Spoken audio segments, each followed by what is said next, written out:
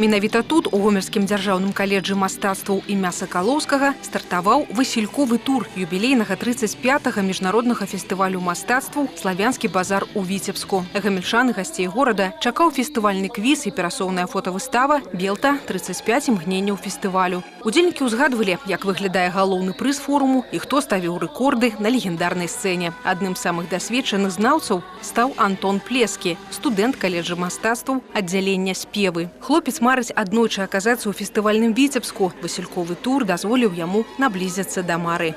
Конечно, смотрел «Славянский базар» уже достаточно долго, можно сказать, с самого детства смотрю, уже более 20 лет.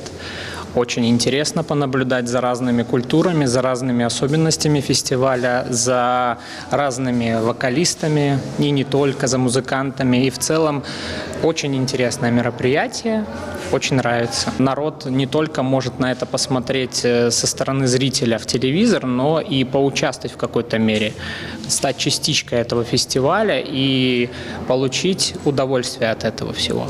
Я всегда смотрю «Славянский базар» по телевизору. Мне очень интересно. Я смотрю с родителями. Мы собираемся всей семьей. Но съездить, к сожалению, не получалось. Вот. Очень рада, что приехали в Гомель в этом году. Очень рада, что получилось попасть. Атмосфера очень праздничная. Очень благодарна организаторам, что взяли за этот проект так масштабно и с руками, и с головой. Канцэртна-забаўляльная праграма працягнулася на набярэжнай ракі Сош. Тут на кірмашах прадставілі прадукцыю беларускіх прадпрыемстваў і рамесныя вырабы ў стылю фестывалю. Але самае цікавае – караоке с зоркой. Злата, с тебя сейчас песня, которую будешь исполнять на сцене.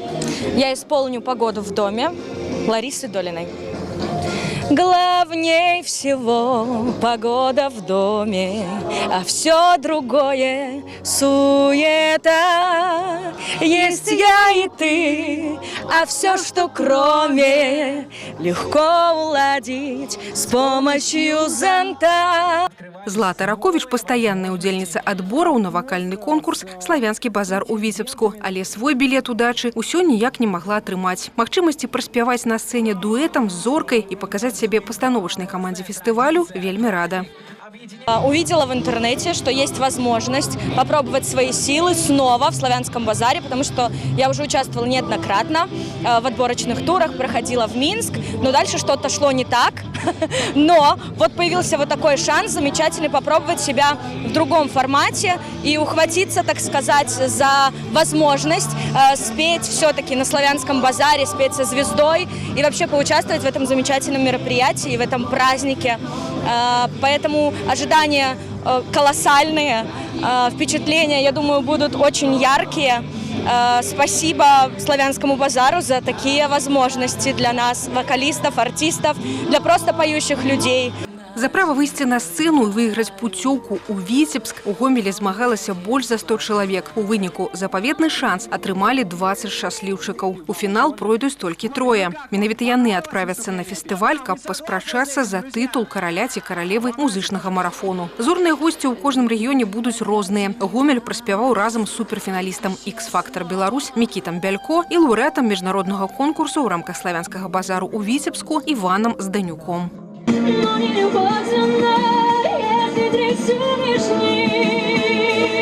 Гомель вообще встречает отлично, свои поддерживают, свой город, так сказать. Я думала, что вынесут блокнот с ручкой. Ну, действительно, как всегда, поощрительные призы участникам. А тут билет, ребята, билет на Славянку. Витебск, город, который я обожаю. Я училась там 4 года. У меня там очень много друзей, которых я уже 100 лет не видела. Обязательно съезжу и встречусь. Спасибо. Атмасфера свята пануе ў кожным куточку набярэжнай. Хтосьці ўжо набыў сувенір, кагосьці запрасілі на павольны танец. Прекрасно, замечательно. Восторг, что Витебский «Славянский базар» приехал к нам. Солнечное настроение. Хочется петь и танцевать. Всегда радостно видеть знакомые лица, знакомых коллег, так скажем.